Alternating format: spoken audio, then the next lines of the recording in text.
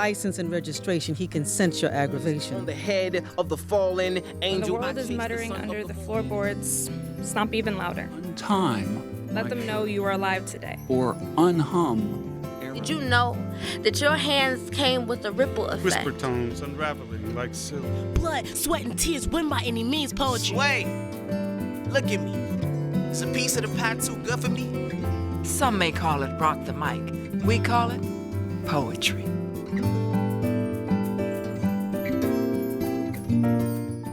When the world echoes sounds that would keep us down, poetry sends back refrains that say, let me lift you. Let me give you insight to light your way. Unravel mysteries. Cope with life's inconsistencies. Comprehend that uncertainty paves the road we all travel. Let me share truths from ancestors with youth and elder alike. Share with true seekers answers that empower. Let not the fear of this hour rob the world this cherished light, or deny tomorrow its victory. This is the charge of poetry. For this, she shall forever reign supreme as queen.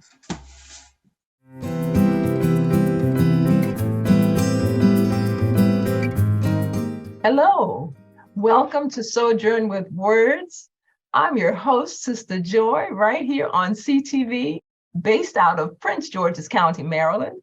We are excited today because we are introducing the 2023 Youth Poet Laureate of Prince George's County. So yes, we are excited. We have this young woman who is just starting her journey as the County Youth Poet Laureate. And I'm speaking of none other than Precious Foreman. Precious, welcome to Sojourn with Words. Hi, thank you for having me. Absolutely, absolutely. Precious is someone who I've had the privilege of hearing a bit of her poetry and having a little bit of time spent at the Prince George's County Youth Poet Laureate Finals at the Prince George's Ballroom just recently, where she was in fact named the Prince George's County Poet Laureate, Youth Poet Laureate. And well, let me share a bit about her story, well, a little bit about her bio before I ask her to tell her story and share some of the things that are important to her as a poet. But first of all, Precious Foreman is a teen writer and performer from what we call the DMV area, DC, Maryland, and Virginia area. And of course, is the newly appointed and anointed Prince George's County 2023 Youth Poet Laureate. As a writer, Precious began writing monologues and short films. She has always enjoyed telling stories, but was inspired to write poetry after reading a narrative story written in verse. Now, Precious enjoys writing about her experiences and exploring different forms of poetry. So I'm looking forward to hearing some specific form poetry from this young poet. Precious' poetry has been recognized and awarded locally, and she's currently writing in a student anthology. Along with writing, Precious is also a filmmaker, a performer, speaker, and student broadcast journalist. Whew, this young lady's doing a lot. Precious dreams of becoming an EGOT winner and going on an international tour. And let me put a pin in here. For those that don't know, an EGOT is a person who has won an Emmy, a Grammy, an Oscar, and a Tony. So she is not one to shy away from personal challenge. I definitely want to hear from this young lady, and I'm excited to present her to our Sojourn with Words family. Again, welcome, Precious. Tell us, what makes you tick? You're doing so much at such an early age. Go ahead. Well, really what inspires me and like motivates me as a writer is, like I said, the experiences that I have and also my like huge dreams and all that I want to continue to do in the future. Okay. Now, I understand that. Well, let's start at the beginning. Let's go way back. How did your journey begin as a writer? We won't talk about the filmmaking and the EGOT pursuits and all of that. As a writer, how did your journey begin?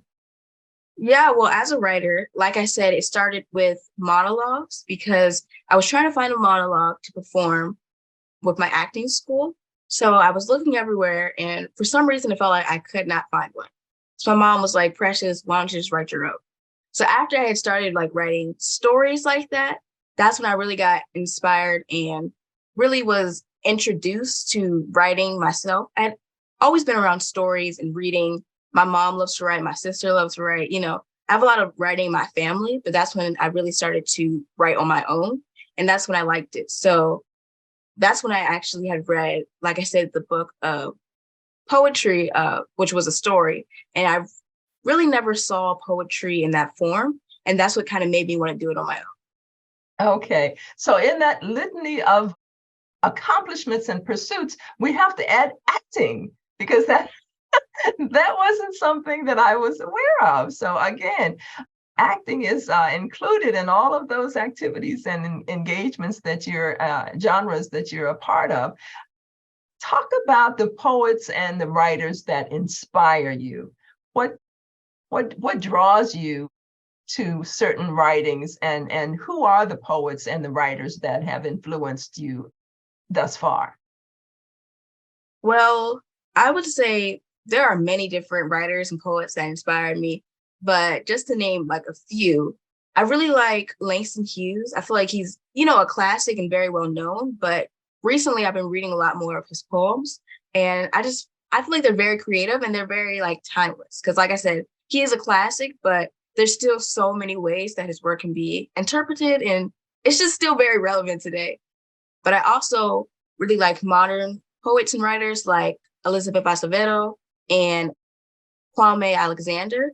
I feel like their poems are really good and they're very modern and relevant. So they really speak to a lot of kids and youth today and also what we're going through. Absolutely. Well, when we talk about poets that inspire you, and certainly we're looking to make sure that as Youth Poet Laureate, you're going to be inspiring other youth poets. Well, other youth, not just other youth poets. Talk about why you feel poetry is even relevant. Why is it significant? And how is it that you feel that you can serve as Youth Poet Laureate your fellow teens here in Prince George's County, Maryland? Yeah, well, I feel like, at least for me, poetry is very relevant because it's a big part of my life in ways that I don't even realize. Like, I love music. So poetry is in music, with songwriting and just in so many other forms. I feel like poetry is in so many places that we don't often recognize it.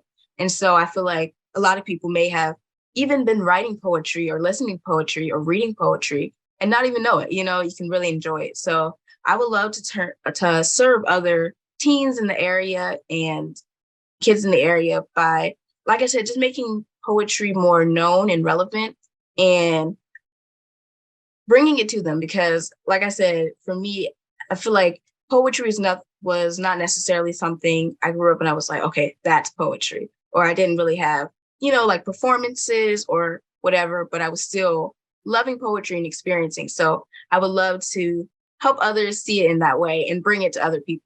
Well, as Poet Laureate for Prince George's County myself, and seeing you come in as the new Youth Poet Laureate for the county, I certainly welcome opportunities for us to collaborate in the future, certainly during your year of office. I'm about to exit as Poet Laureate for the county. You're coming in for a brand new year. So there's a switch happening here. But keep in mind that there are those that can be served whether we are wearing the banner and the hat of Poet Laureate or not.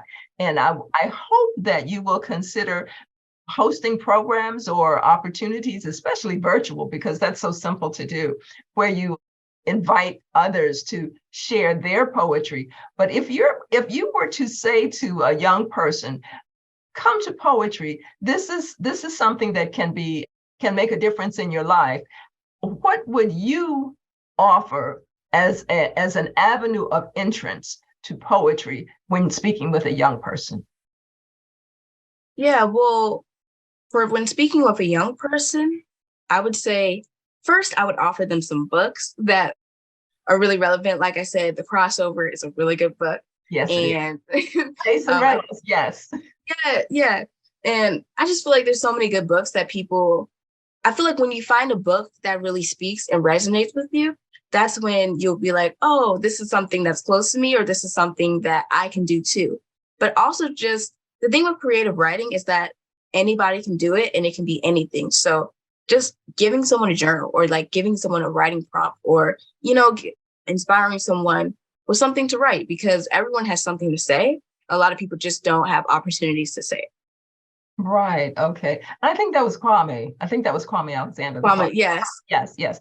Okay. I just happen to be a fan also of Jason Reynolds, and I'm sure many young adults are very familiar with his work. Certainly, if they're based here in Prince George's County, especially since this is home to him. But when you talk about your journey as a poet, have you been influenced by, say, the social issues of the day in your writing, or are you more influenced by the technical aspects of writing? I would say I'm definitely more interested in social issues and also things that personally affect me. I'm also interested in the technical, side of writing. I'm also always trying to improve my writing, improve my grammar, because writing is something that you can always improve in. But yeah, I've definitely been influenced by social issues. And also, like I said, things that relate to myself or my sisters or my family in general. Okay. I noticed that you had mentioned in your bio about your interest in different forms of poetry. What forms are you most interested in? So right now, I'm most interested in free writing, free verse. And that's something I've been doing for a little while, but I'm definitely interested in exploring new forms, especially this year with, haikus and just so many different other things that I really want to learn more about and see how I can use that in a more creative way, really challenge myself and just expand my horizons. Okay. What age were you when you actually first wrote your first poem? So it's funny. It was never really like a first poem for me. I would say like first time I like completed a poem and saved it was when I was 12. But I've always been writing, and yeah, I would say in 2020 was like the first time I downloaded a poem as a PDF and everything. But just always been writing as when I was little. I love journaling, whether it's about like my feelings or just things that I see, whatever. So yeah. Okay. So if we want to make poetry accessible and available to everybody, talk about, where do you write most often? What time of day do you write most often? Do you write every day? Talk about your flow as a poet. How does it work for you? Yeah, I definitely write every day, whether it's a poem or something else or just like a schedule. I definitely write something every day, but it's really funny for me because I feel like whenever I'm like, okay, I'm going to write a poem, that's when it's the hardest for me to write a poem. Like whenever I'm unintentionally trying to just do something else, that's when I have an idea or like a line for a poem. But I mostly write at night. I mostly write because usually when I'm like about to go to sleep, I'm thinking about everything that happened that day, or I'm thinking about something that's going to happen tomorrow, or I'm always thinking about something at night. So I love to write at night. I usually write in either on like the notes app or on a journal. I will say like, I feel like it's more connecting to write in a journal or like with a pen or pencil in your hand, it feels like it's more natural. I'll say that. Okay. And I'm just the opposite. I create best on my computer keyboard. Literally, my eyes are sometimes closed and I'm just flowing.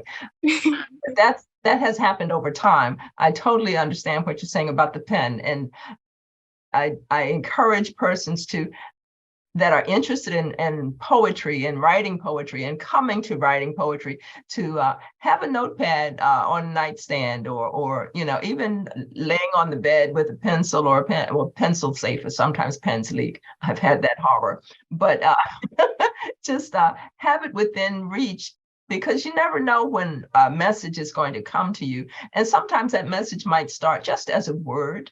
It might start as a phrase. You might be influenced by, you're watching a movie and there'll be a turn of phrase that all of a sudden connects with something that had been resonating in your spirit. And it just all makes sense then.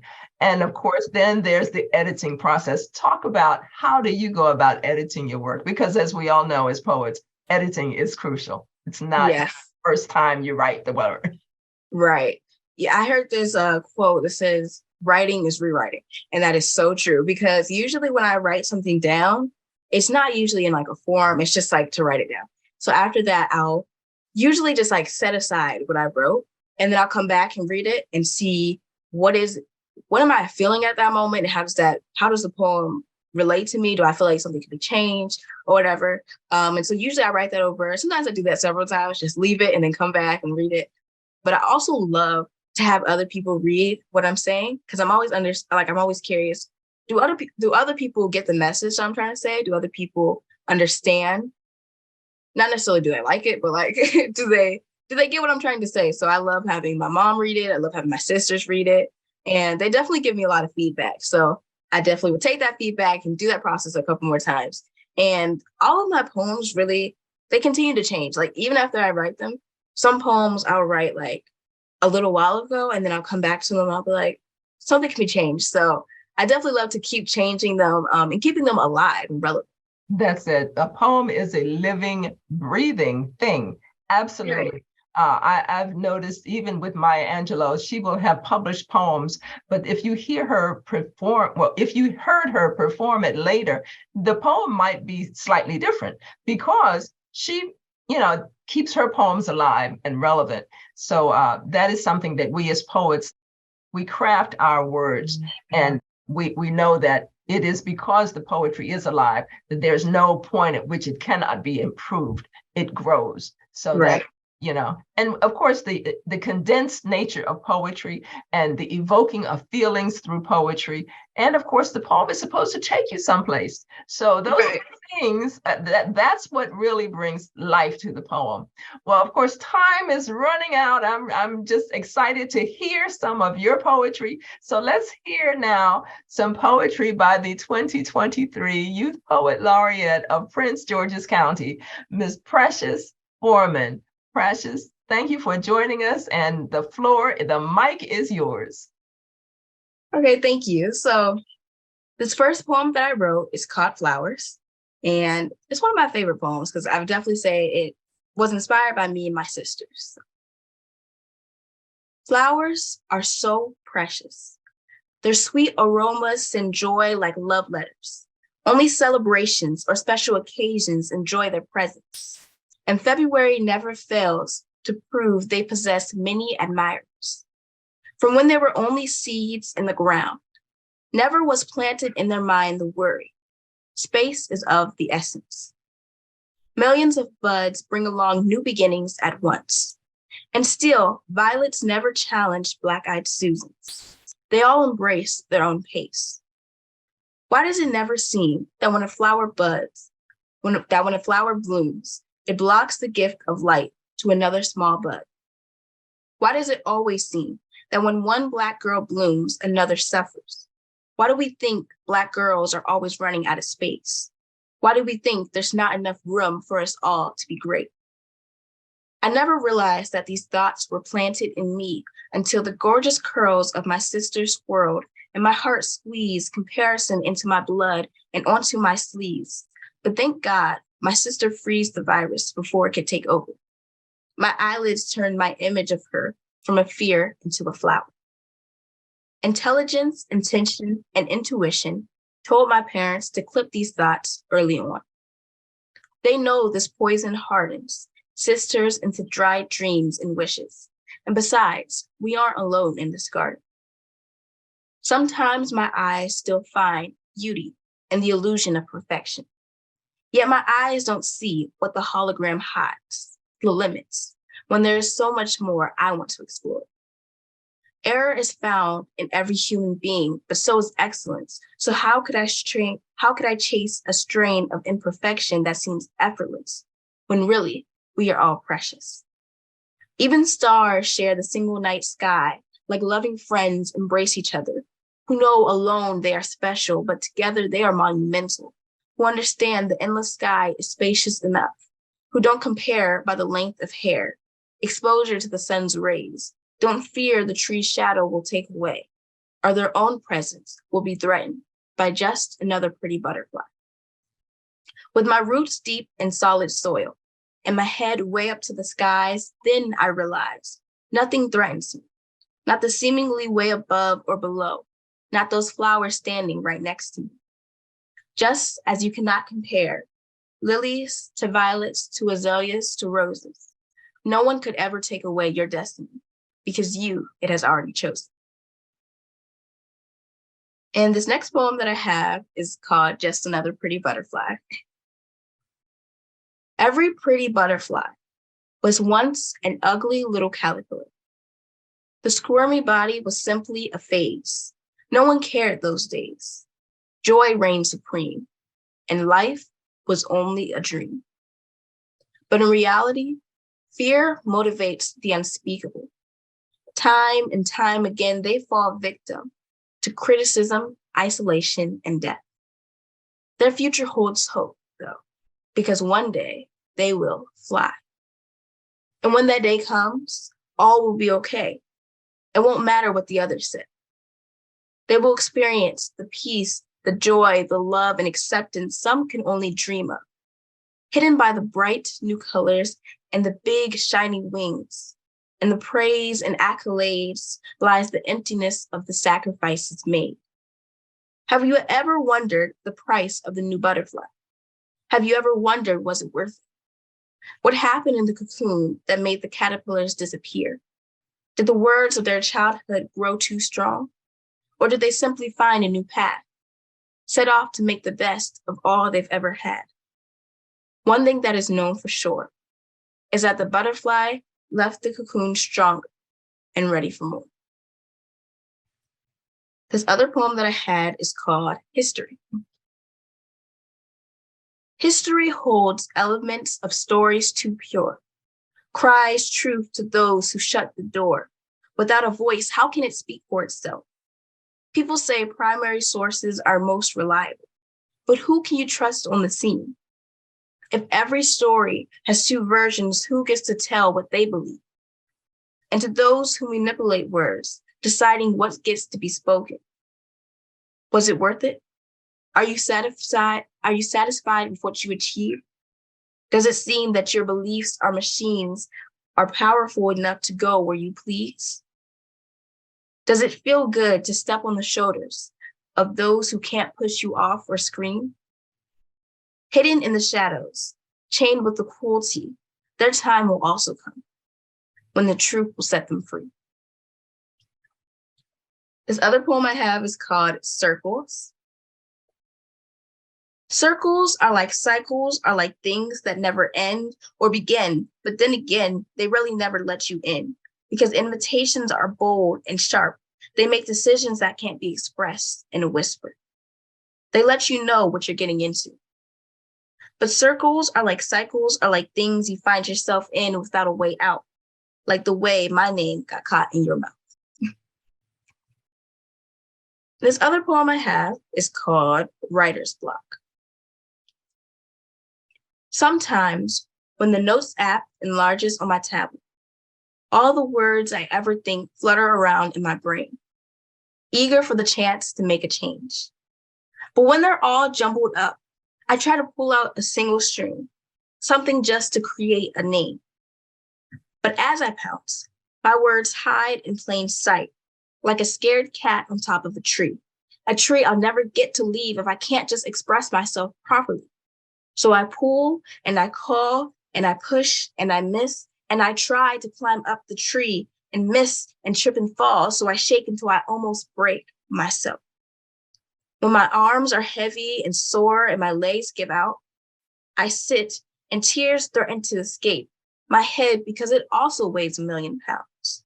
Only then does my cat come down. It comforts me and holds my head up. It rips off the labels I used for bandages that stop my words from flowing out, blockages that stop me from being free. But I don't like labels. They are meant to be broken, and I am not. They are meant to hold back when I'm moving forward. They are meant to define when mine's already chosen. Wind blows, and he takes my hand. He pries the word I denied I lived by. Perfection is only a limit. Error creates and inspires, and makes way for excellence. Worries cloud my mind again. Fears one day every word would run out of me, and I'd have nothing else to say. He pulls me off the ground. I follow his shadow to the sight I have never seen. My world in whole. It feels like a dream. But this isn't the world my dreams envision. Here, blocks stop people from reaching the cost of true cure only found in unity. Wisdom flows like waters from his lips. Don't you dare give up again, because maybe you were made for such a time as this. Oh, thank you so much. Beautiful, beautiful poetry. We're going to enjoy this experience far beyond today. And I want to say thank you, Precious Foreman, for being with us here on Sojourn with Words. And I do hope you stay in touch and let us know how we can support you. And I hope our viewers will also reach out. And how can our viewers contact you? Yes, so my Instagram or my email is Foreman, 4, FOREMAN, 4, bookings@gmail.com. You can follow me on Instagram at its_PreciousRose. And I'm on Twitter at itsPreciousRose with a capital P and capital R. Okay. Well, that concludes our episode of Sojourn with Words. I'm your host, Sistah Joy, presenting the best in poetry today, Precious Foreman, our poet, our guest poet, and we hope that you've enjoyed it. And remember, always pick up a pen and keep writing.